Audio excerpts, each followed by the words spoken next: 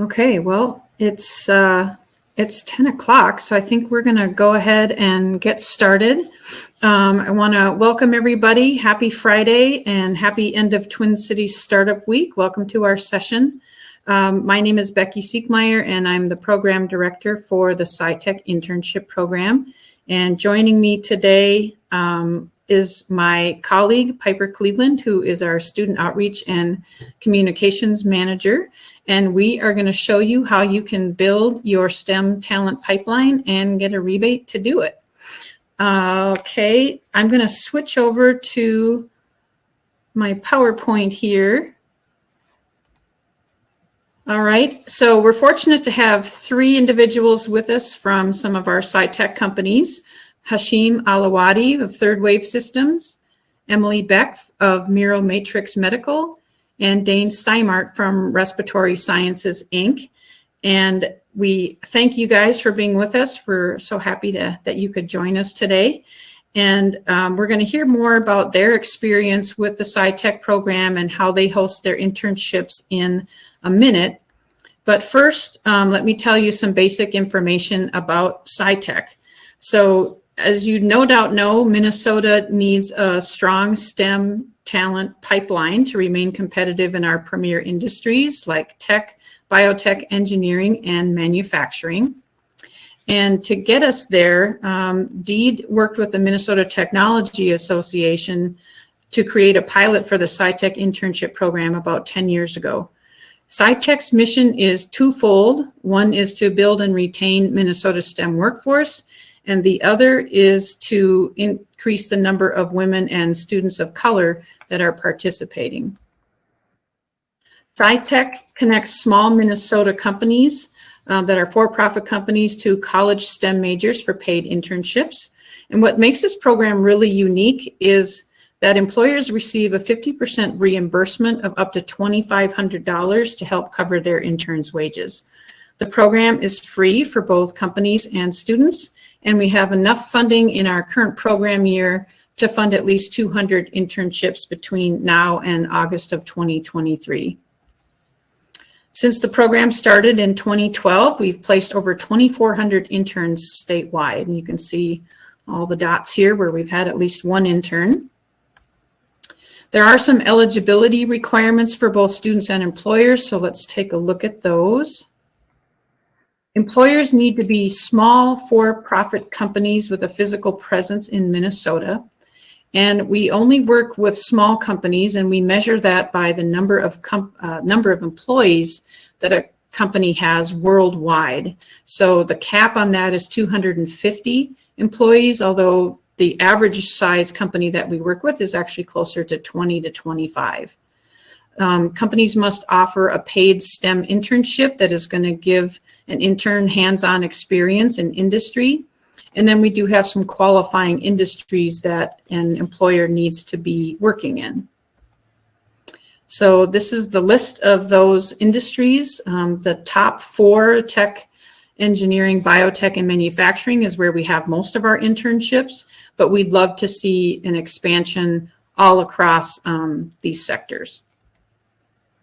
Students have some eligibility requirements as well. They need to be at least 18 years old with a residency tied to Minnesota, and that means they either go to school in Minnesota, or if they're from Minnesota, they can go to school out of state. They need to be a current college student with a GPA of at least 2.5, and then they need to be halfway through their STEM degree. So associate's degree students need to have 24 completed credits at the time they apply. Bachelor's degree students need to have 60 credits completed. We also accept graduate students, but they don't have a credit minimum. Students need to be legally eligible to work off campus in the US, so we do accept international students as long as they set up CPT or OPT. A lot of people ask us, where do we find our talent? And the answer is many places. Piper is attending career fairs across Minnesota, and she also posts information on college job boards all across the state. She's meeting with student groups to host information sessions. And then we also are fortunate to have a lot of referrals, either student to student or employer to student. And we get about 1,500 applicants per year. Earlier, I mentioned the wage reimbursement, so let's talk about that a little bit. The reimbursement covers 50% of an intern's gross wages, and that's capped at $2,500. The funding is available on a first come, first hire basis, meaning that as soon as you've made a hire through SciTech, as soon as you report it, we're going to reserve that funding for that position, even if the internship doesn't start right away. We likely will reserve all of our reimbursement funding by the beginning of May. So I would encourage anybody who's thinking about this to have their hires made by late April. The process for SciTech is super easy. First, you register yourself and your company on scitechmn.org, and then you post a STEM position. You can, as soon as you post the position, actually, we're sending out emails every Friday to students, and we call it our new jobs email. So you'll get some promotion there. And students are encouraged to reach out to employers directly, but you also have the option to log into your account and search our database and reach out to students that way. Once you've made a hiring decision, you report the hire to SciTech. There's a little form to do that. And as I mentioned, as soon as you report the hire, that wage match is locked in for you. So when the internship is over, or when the students reach $5,000 in gross wages, you will submit a simple one-page reimbursement form along with some supporting documentation. And then we send you a check for whatever the reimbursement amount is. Okay, so a couple of frequently asked questions that we usually get. This is not just a summer program. It runs year-round, starting on September 1st and through August 31st of 2023. Companies can hire 5 interns per program year and get the wage match for all 5 of them, and there's no lifetime limit on that. Students can do 1 internship per program year, and then they can participate in as many years as they're still eligible to do so. We don't do any retroactive matches, and what we mean by that is if you've already hired an intern, but your company's not registered for SciTech, or the student's not registered, or you don't have a job posted, we can't provide a wage match for that kind of situation. We do have a minimum hourly rate of $12.50 an hour, although the average is much closer to $19. It goes up every year. And we also get asked if there's a minimum number of hours required for the internship. And what we'd like you to do is max out the reimbursement. So whatever hourly rate you're paying will determine how quickly that happens. So that was a really quick overview. So feel free to ask any questions in the chat as we go. Most of this information is also available on our website, scitechmn.org. If you click on the employer tab and scroll down a little bit, you'll see a link to a frequently asked questions document that will explain things. Okay, and one last thing before we get into our conversation is that you have a way to provide feedback on this session. You can do that by either scanning the QR code, or I believe Piper is also going to put that link into the chat. Okay, that is all I have for the presentation. So let's go ahead and get back to our group. All right, very good. So I am really excited about this portion because I always love to hear from employers about the internships, how they manage them, how they find their interns, and that sort of thing. And so why don't we start with introductions? I'll have you each introduce yourself. Let's say your name and your job title, and then just very briefly a little bit about your company. On my list, so that nobody has to be first every time. Hashim, I have you starting out. All right. Yeah, thanks, Becky, for the introduction there. Yes, I work with Third Wave. I'm the lead engineer there, and we provide machining solutions for companies that machine. We're a software company, so it's an interesting blend between machining, mechanical engineering, and tech with software development. And we've been with the with SciTech for a little while here, and that I myself started as an intern through SciTech as well. So it's been really, really good for us. Yeah, I know. So it's been working great so far. Awesome. Thank you. Emily, let's go next to you. Sure. Well, thanks, Becky, again for having us.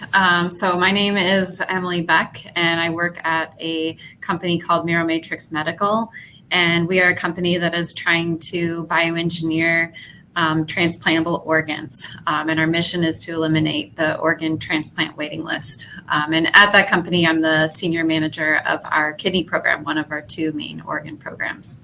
And we've really enjoyed our SciTech interns this last year. It was our first year. So awesome. Thank you. All right, Dane, last but not least.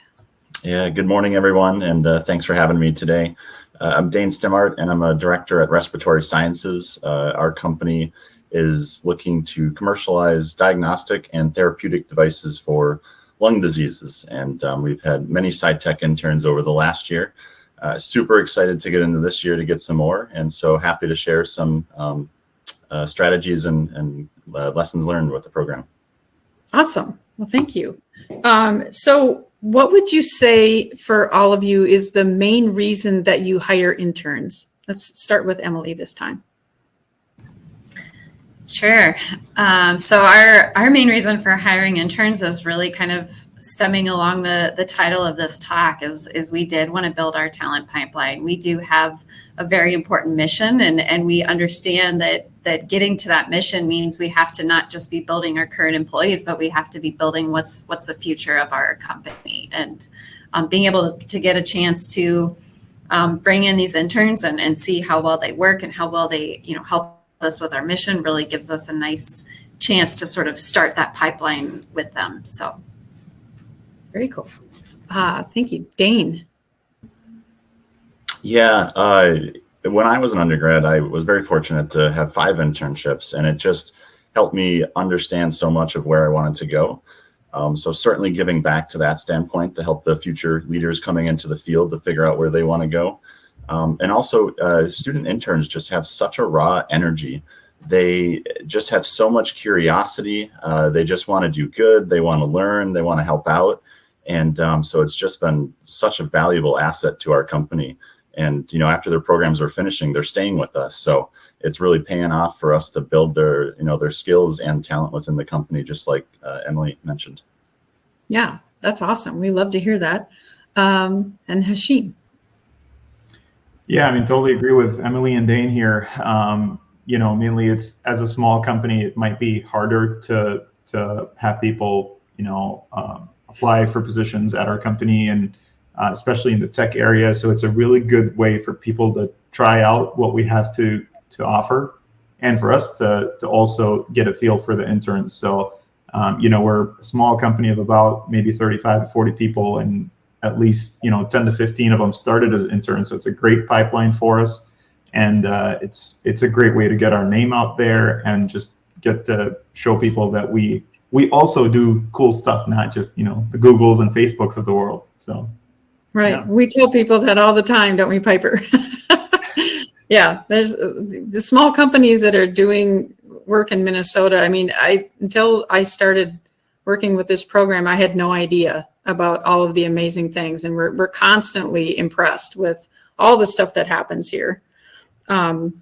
So when you guys post jobs, do you get a pretty strong response to your posting through SciTech? Dane, we'll start with you. Yeah, this is a really interesting question. It completely, in my experience, depends on the time of year.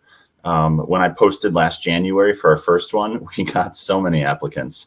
And then when I was posting at the beginning of the summer, many candidates already had summer opportunities. But something that you can do within the system is actually headhunt. So if you have a profile within the system, you can actually go and select by school and by major. I think you can even do by experience. I think Becky and Piper, I'm sure, could go into the details. But so again, really just it depends by year. And I think the volumes of the students that are available. Nice. Yeah, good point about the time of year. It does make a difference for sure. Hashim, why don't we go to you next? Yeah, so for us, we actually use a system where we, post through multiple different job boards, SciTech being one of them as well. I think over the years, what we found is that SciTech brings in a good variety of candidates. So the people on the SciTech website, are from different universities and different backgrounds as well. So we get a nice little variety, and we've worked with people from different institutions through SciTech, and I think that's definitely something that it adds to kind of that talent pipeline. I know, Becky, you mentioned as well, you guys are targeting, women in STEM and, people of color, and that diversity is always good of backgrounds and whether academic or not. And that's where we see the benefit with the SciTech board specifically. Nice, thanks. Emily. Yeah, this was our first experience, as I mentioned before, with SciTech, and SciTech was actually the only job posting that we had for interns, and I actually was a little worried because I thought we were posting a little too late. And so I wasn't sure what to expect. And we ended up getting somewhere like around 15 applicants for 3 positions we posted. And I was just blown away. And they were also as Hashim was mentioning, like a very wide variety of different types of backgrounds and experiences, which was really great for us because we have a lot of different stuff going on. So I was really impressed. Yeah, nice. So everybody knows that finding a good fit for your position is super important for the success of the internship. What attributes are you looking for in your candidates, and how do you know when you found them? Like through the interviewing process, how do you know? Oh, sorry. Why don't we start with Hashim on this one? Yeah, so really what we do during our hiring process, and I'm interested in hearing what you guys do as well, is we focus on our core values. So we've got 5 for a company. Giving myself a test here, but I think I remember all 5. But we got driven, critical thinking, somebody that takes pride, is solutions oriented, and is collaborative. So those are really the big 5 things that we focus on. So we go through a series of interviews. We talk to them. We feel the energy. We try to also see the amount of prep they put into learning about the company and what we do, seeing that we're doing kind of a niche thing that gives us a little bit about, how they thought about that process, and how driven they were to actually go and, Google it and look at different materials out there. So those are really the 5 big ones that we focus on, and we just try to gauge where a person is based on how they prepped and how they answer the questions that we ask them. Nice. I like that. Emily. We actually have a really similar process. We base it off of our values as well, just like we do our full-time employees that we hire for. I think the only thing that's a little bit different is we're not maybe quite as focused on the experience and their skill set, although we do consider it because it is nice to make sure they have some skill sets that will set them up for success in the internship. But yeah, and really that like excitement and engagement in our company, and kind of understanding like how, would this person maybe have a potential to want to come work for us one day and do a lot of great work for us. So yeah, that's kind of how we do our hiring process. Nice. And Dane. Yeah, the first phase that we do is kind of just look over the resumes, obviously, and typically looking for something unique, some kind of passion that stands out, so that they're maybe not just flowing through and checking the box and, waiting for an internship to fall in their lap. They're more hungry and looking to get something. The majority, I would say, of the SciTech people have that in the system, so that, it doesn't filter out too many people. And then just having a conversation with them. Are they, the way we set up our interns are very independent. We're going to give you a problem and you're going to be the lead on it. Are they comfortable with that? Some get a little nervous and others just jump right at it.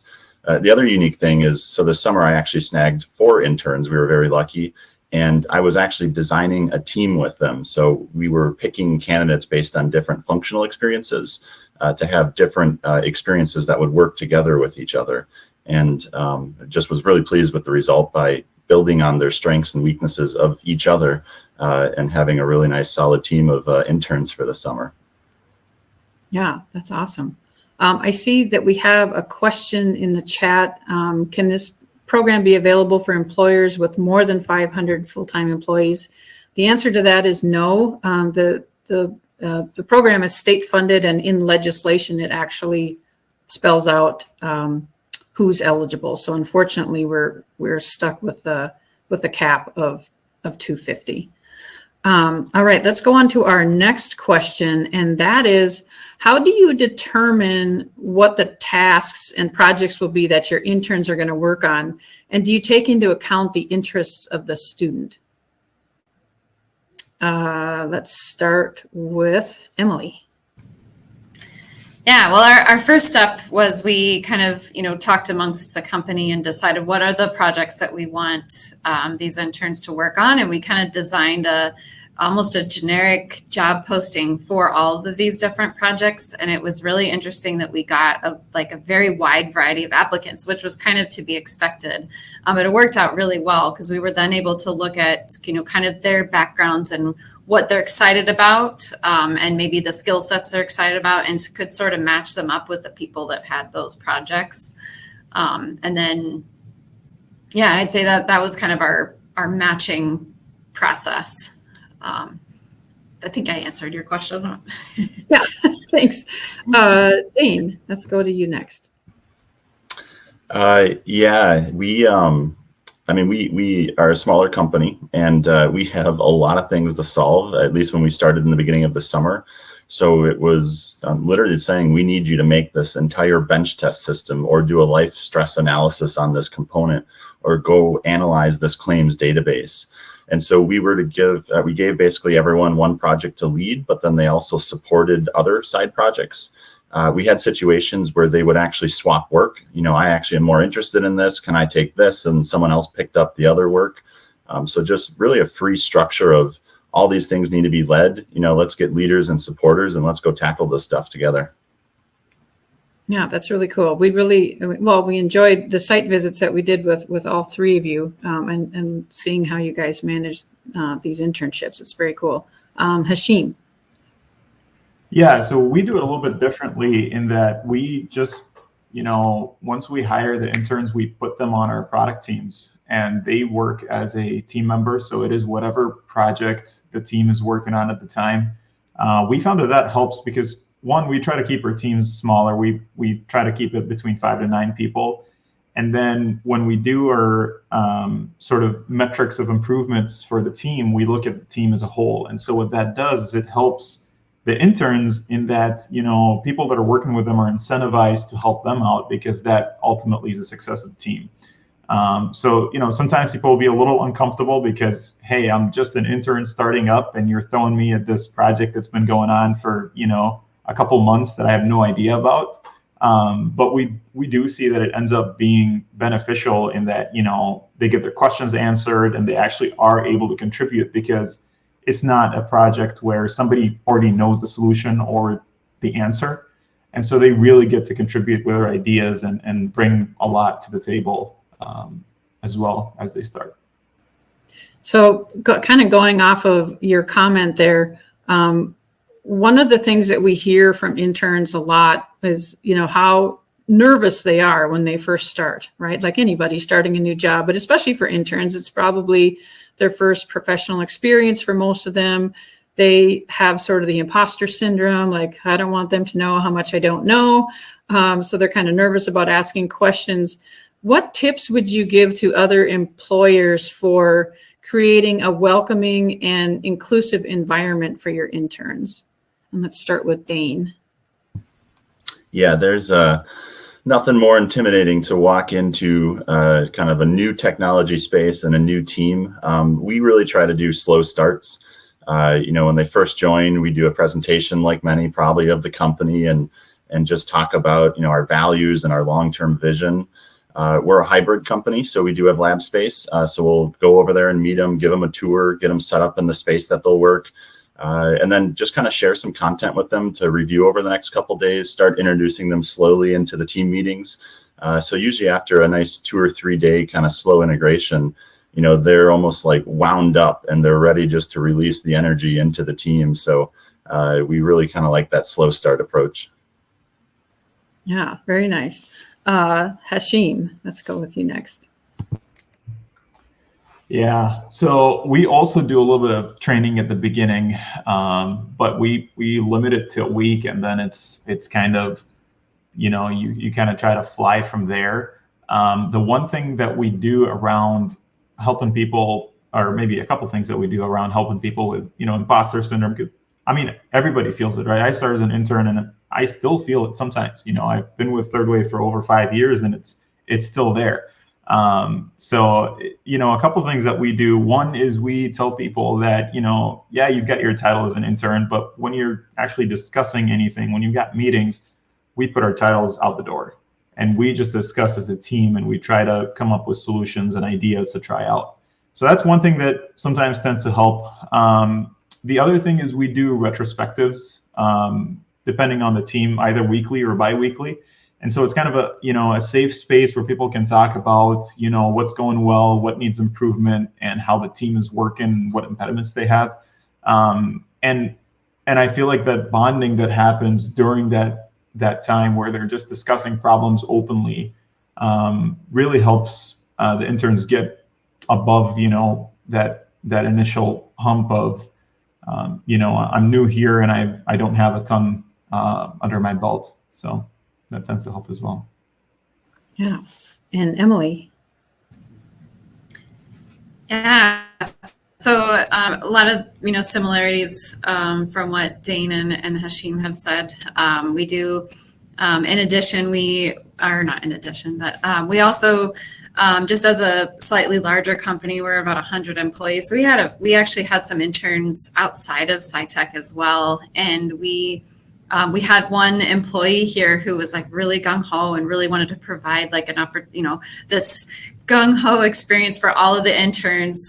So I let him run with it. And he had this welcome presentations. We did little intern events throughout the entire time, put together a final presentation for all of them. So they got to show all the great stuff that they did. And kind of like Hashim was talking about, all of the interns were kind of integrated into the team. And so from day one or day, once they got their training finished up, they were working with the team just like everybody else. So I think just helping them understand they're part of our company for the summer really helped. Yeah, well, you guys have kind of answered my next question, so I'm going to ask you a different one, and that is, I just was looking at our student survey from this past summer, and one of the things that came up as what companies either do well or need to do better is sort of having the projects planned in advance, or having some kind of a plan before the interns arrive. How do you guys how do you do that? Do you plan everything out in advance, or is it more like you might have one or two things and the rest is sort of fluid? And we'll start with Hashim on this one. Yeah, so I think, we used to do it to where we would have to plan for the interns starting up. I think putting interns on the teams got us away from that problem, because they would just be working on whatever other people are working on as well. And so obviously the team always has something going on. And so it becomes more a matter of, where can I help the team for this project, as opposed to where can I find a project for this intern, and that project might or might not be useful. So that, having people in the team kind of helped us out a little bit with that. But for sure, I think going unprepared or not having a plan in, that's definitely going to affect the experience a little bit, for sure. Yeah, definitely. Emily, how about you? Yeah, we certainly try to plan out kind of a rough idea of what all of our different interns will potentially be doing. But as a company with a pretty we're always learning new things. We're always trying to keep on track to our mission, and occasionally sometimes things shift and change. And it's not something specific to just the interns. It's our company as a whole. And I think it's, if we do have any of those shifts in the projects that they've worked on, it's something that the entire team is engaged on. So I think we do kind of go in with a plan, but understanding that it could change. Sure. Yeah. And Dane, how about you? Yeah, whether it's a good thing or bad thing, we have plenty of things that we're trying to solve for. And, kind of the mentality we tried to take was we were trying to have enough talent to solve about 90% of the stuff that's going on. I don't think we want 120% of the talent to solve 100%. So we're always trying to make sure that, there's enough to keep people hungry and moving. And that's just, worked really well. We certainly have, main projects that they take on when they come in. But like all of us know here, stuff comes up and we're just so grateful that we have a variety of resources to tackle it. So that strategy has worked really well for us. Yeah, thank you. So one of the things that Piper and I are always amazed about is the level of work that interns are capable of doing. And I think a lot of people really underestimate the kinds of projects that interns can work on. So could you each share with us a time when one of your interns went above and beyond your expectations? And we'll start with Emily. Sure. So we had 3 different interns, and each of them had a different mentor here. And I started going around to the mentors after I saw, you were going to ask this question. And one of the mentors I asked, I was like, has one of your interns ever gone above and beyond? Can you talk to me about that? And he said, constantly. And I got very similar answers from the other 2. So I don't have a specific answer for you, but it wasn't just a one-time event is really what I'm trying to get at is they were constantly going above and beyond what we were expecting of them. So. Awesome. Dane, how about you? Yeah, I think I could have an example for every one of our interns, to be honest. Just continue to be impressed with the talent that comes from this program. We had one where basically we asked her to develop a test system for a medical device. And, we don't know exactly how to start it, but here's this academic professor who is a specialist in the world in it. Go talk with him. And, after a couple of weeks and months, it sounds like she's almost his PhD candidate working with him. It's just impressive how people can, really get up to speed on stuff when they're assigned the lead to it. Another really cool situation was a student came in and it was a programmer and we needed them to learn SAS. They've never used SAS, and we need to analyze this claims database. So before we could actually get the result of the claims database, they went and learned an entirely new programming language such that they could then go and analyze this massive claims database and help us determine some market trends. So again, I can name one for each of our interns. So it's just been a really nice fit with the students that come in. That's awesome. Hashim. Yeah, one that came to mind right away was, I think a couple of years ago, we were looking at starting up a new user interface for software. So one of our software products has been, designed in the 1990s, and it works great. And we've, been working a ton on its capabilities, but the user interface definitely was starting to show some age. And so we wanted to do a complete overhaul of it. And it's really hard to schedule something that is going to take you years to do when you've got all these little bits and pieces that you can do in a couple months and get updates out the door. So that kind of started as a pet project way back when, and we had an intern working on it, and he just took it from start to finish, following best practices and setting up unit tests for it and writing the basic classes and infrastructure for it. And a couple of years later, he's now senior engineer at Third Wave, and he's we got that interface out I think earlier this year and glowing reviews, and we're looking to do that with some of our other products as well, and he's heading those efforts. So it's been fantastic, and he garnered interest with just everything that he's done there, and so people are kind of trying to help him out with the project even more and signing up to do stuff with the new interface just because they've seen what could be done and how cool it looks, and how easy it is to use. So he's been driving the whole thing, and it's been great. That's awesome. Love to hear that. So talk to us a little bit about how you do check-ins with interns. That was another thing that came up on the survey, was they want feedback, and they want it regularly. So how do you go about it? What is your internal process? And Dane, we're going to start with you. Yeah, this happened completely organically. When we started bringing in interns, you kind of do the typical invite them to the team meetings and have a one-on-one, invite them to the customer meetings. And then it kind of switched to, we were going to have a meeting with the interns as a whole. So bring them all together, and they would start, working and updating what they're doing. And by the end of the summer, they were actually, running and managing the meeting. And, the experts and additional management team were basically sitting in the background, multitasking and answering questions or giving advice when needed. But it was just an incredible shift to see, you starting them to them running it at the end.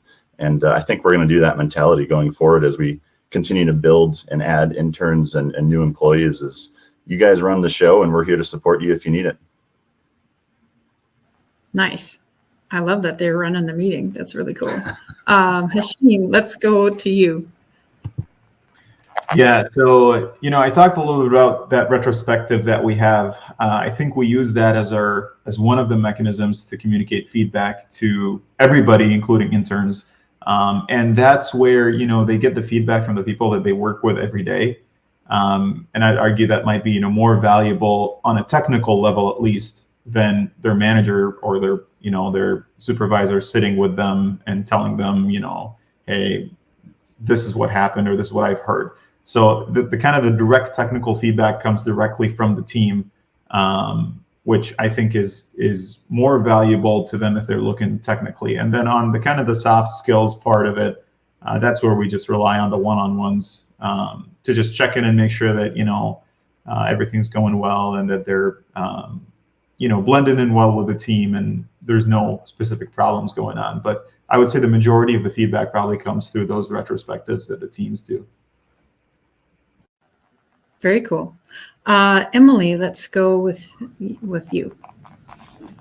Sure. Yeah. Check-ins kind of vary across the board. As kind of Hashim and Dane had mentioned, like some of the best check-ins come directly from the rest of the team. And certainly the interns are very engaged directly with their mentors as they're going about doing all the work that we're doing.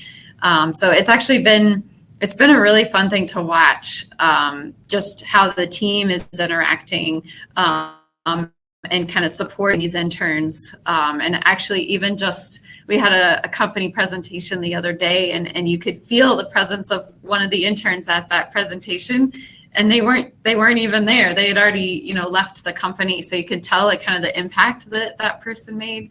And yeah, it was just fun. The team really took them in and helped make sure that they had a good experience and a good learning experience. So I hope you guys are having an okay time with your audio. Mine is kind of crackling. Hopefully it's okay on your end. I think it might be my computer. Okay, good. It's just my computer. So my next question for you guys is, what do you do when the internship ends? How do you transition things back to full-time employees? Do you do, how do you wrap it up? Do you have, I think Emily mentioned like a student presentation. Do you go on a boat and go sailing like Dane did with his interns? Anyway, how do you wrap it up? So let's start with Hashim on this one. Yeah, we have a little bit of an attachment problem, maybe, in the sense that we try to, if everything works out, we try to extend our internships, whether that is part-time while the interns go back to school, or if they're graduating. We, like I said, we've got, maybe 25% of the companies start as interns. So we really try to keep up with people if we think, they're adding value to the team, and if they think that we're adding value to their careers. So we don't really have a big, maybe we'll do a team lunch of sorts, but we don't have a big presentation or anything like that, because a lot of the time, I would say maybe 80 to 90% of the time, they will continue to work with the team. And the last thing there, as far as transitioning work, again, we rely on the fact that they're part of the team. And so, the team is working as a unit. The tasks are just, everybody's aware of everything. And so there's not really a formal handoff that needs to happen. It's more of, I've completed the tasks for this, we call it a sprint, but a week or two. And so the project continues from there. So there's no real need for a formal handoff. But we definitely, if we feel like things are working out, we definitely try to pursue the interns afterwards as well and make sure that we're following up with them. And even if that doesn't work out, sometimes people go back to school and then come back again later on. SciTech's been great in that, it's if there's a gap there, then you can apply again for the same intern if they, accept another internship. So we've definitely utilized that in the past as well. Very cool. Emily, let's go with you next. Sure. Yeah. As I mentioned a little bit ago, we did this year have like a final presentation for all of our interns, and that was really fun to see all the great things that they did with the team and see how much they learned and grew over the summer too. Was really fun to watch. And then we also, we had some very, very talented folks. We tried to gauge their interest. The ones that really seemed like they had a lot to offer for our company, which was pretty much all of them. But yeah, we wanted to gauge their interest, see if we could get them back the next summer, because we felt like they were a really good fit for us. So that's very cool. And Dane. Yeah, I, for two reasons, I think, whether it's a presentation or just a meeting, summary of the work is extremely important for the company to make sure they have kind of a consolidated amount of information about the project completed and what needs to be worked on next. But also just for the student to get the ability to practice consolidating information and getting it into PowerPoint slides. So what we did is, created a template and kind of gave some guidance of, talk about yourself, your ambitions, the project you worked on, what we need to do after, and, what you learned from this and where you're going to go next if they're continuing back in school or staying with us even. And so they did a first draft, and then we came together as a team and everyone kind of did a draft presentation, and they kind of learned from each other what different techniques to do. And then we gave some feedback, and then they refined it and did a final presentation to our wider group. And they just came out really nice. And after putting them through that process, we decided to take them out sailing for the day, and then went out to a restaurant after. And it was just a really nice closure for that term of the internship. And half of them are still with us right now. So it actually helped the bonding and energy between them going into the fall. That's so cool. That the sailing thing would have really been a special moment, I think. What would you say for all of you is maybe the key benefits of having an intern at your company? And Emily, we'll start with you. Sure. Well, I think the proof is in the data. We've had, at least on my team, we had an intern. She didn't come from SciTech, but we had a very talented intern for 3 summers in a row. And we were able to finally hire her on right after she graduated, and she has just been a wonderful addition to our company as a full-time employee. And I'm really excited to be able to continue doing so. Really recruiting that talent early on. Nice. And Dane? Yeah, for us, we have major work streams and risk burn down that have been closed because of the work that's been going on. So for us, it's very clear the value and the contributions that have been made. I think one thing I just wanted to add that works really well is, building kind of that diverse ability to work skill set is also really important. We've got some senior advisors, and they can't be in the lab, working on stuff. They're advising 4 or 5 work streams. We've got physicians that, are, very limited time that they can engage with us. So having these touch points with these industry and medical experts, but then having an intern that can really go and crank, 8 hours on one task, come back, get some more feedback, has just been a really valuable contribution to us. And I'm not sure how else, honestly, we could accomplish it. Nice. And Hashim. Yeah, I mean, I think besides the pipeline aspect of it for full-time hires, I think, interns bring a lot of new perspectives. One example I can think of, which is kind of a silly one, but we've got a bug tracking system where we track all the bugs in our software, and we used to write steps for how to recreate a bug so that when we go back to it, we know how to recreate and what to fix. And we've got an intern that came in and found this tool that they've been using or that they've heard of, where you just record your screen.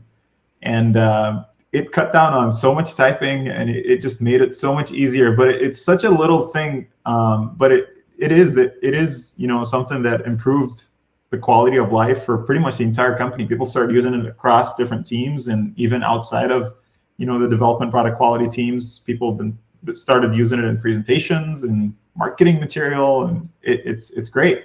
So they, a lot of interns will bring in new tools, they'll bring in new ideas, new perspectives, and a lot of them, because they're so in the academic realm at that point where they start as interns, they're not afraid to go and look at a research paper or Google something that's a little bit more complicated that others that have been out of the academic area for a long time might be a little bit intimidated by. So all of those things are really great, perspectives that the interns bring into the teams they work with. Nice. Well, thanks for sharing all of that. My last question for you guys is, if you could only share one piece of advice for a company who's maybe never had an intern before, what is the one thing that they should know? We'll start with Dane. Yeah, probably almost like the intimidation for an intern walking into a company. You just got to get past that first barrier. We've had 5 or 6 now SciTech interns, and every single one of them has been an absolute slam out of the park of just great relationships and working with them and their learnings and what they get. So you just got to jump off the cliff and try it. And one other thing I just want to note that make sure to give credit to Becky and Piper. The support that they provide for this program is just phenomenal. So you're not just kind of being, given an intern and left alone. The content and support that Becky and Piper provide is kind of over support is completely worth the value as well. And they don't charge us for that. They probably could if they got clever, but I wouldn't be here volunteering my time if I didn't think this was an amazing program that every company should investigate if they qualify. Oh, thank you so much, Dane. We appreciate that. Hashim, what advice would you give?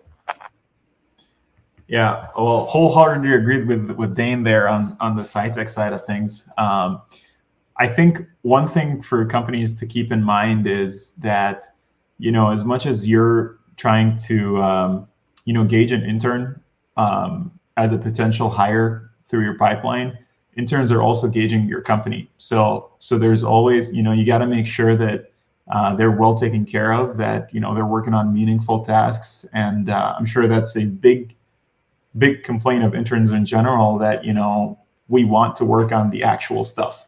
And having that background in me as well, of starting off as an intern, that was one of the biggest things that I was looking for is, I don't want to be grabbing coffee for the guys, I want to be actually doing work.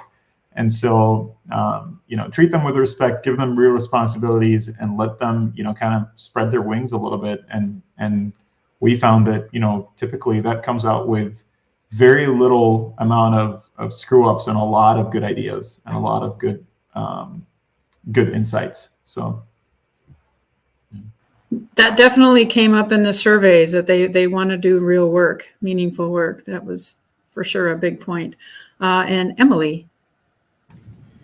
Well, I certainly share the same thankfulness of all the support that the SciTech program offers. I join Dane and Hashim in that. I'd say my last piece of advice is, and it kind of stems along some of the things we've been talking about, but just not underestimating what an intern is capable of. Interns are certainly capable of getting coffee and filing paperwork and such like that, but I am continually impressed by the things that they're capable of when they're challenged on those things. Like one of the presentations that I watched, I saw like the amount of work this intern did, and I went to their mentor and asked, like, wow, did they come in with knowing how to do that type of experimental work? Like, did they learn this technique, or like, did they know how to do this technique? And the mentor was like, no, they didn't know how to do it. They took the initiative. They had to learn how to do it first, and then they did all the work and then learned how to analyze it. And I was like, wow, that's incredible. So yeah, I'd say don't underestimate them. They're capable of a lot. Yeah, awesome. Thank you. Well, if the audience has any questions for our wonderful panel, go ahead and put those in the chat. I see that we have one from Kimberly says, is this program available to all remote companies with no physical location? She lives in Minnesota and works for an all remote company. I would say yes, if the company is registered to do business in Minnesota. You need to be registered with the Minnesota Secretary of State. So there needs to be some sort of physical address to send the reimbursement check to. And so if you're registered here and the company is fully remote, we could probably make that work. Are there any other? Here comes one. Okay, thank you. Yes, you're welcome. And while we're waiting for more questions from the audience, Emily, Hashim, Dane, any order, is there anything that we didn't talk about, anything I didn't ask you that you think I should have, or that you want to be sure to mention? The only last thing I was thinking about is, interns are different from full-time employees such that they're kind of exploring. So I think just have that mindset. If you have an image of something like this needs to get done, it might be over here and then it might come back. So you just kind of got to work with them and have a different mindset from a full-time employee. Yeah, that's a really good point. So I'm wondering, Dane, do you guys do any sort of like a rotation program for interns at your company? So you broke up when you asked the exact word. What was it? Like a rotation where they try different departments or different, groups? We probably are not big enough quite yet to do that. But, it's not like we assign someone to manufacturing, someone to design. Everyone really is working cross-functionally on the systems. I've been at companies that have done rotations.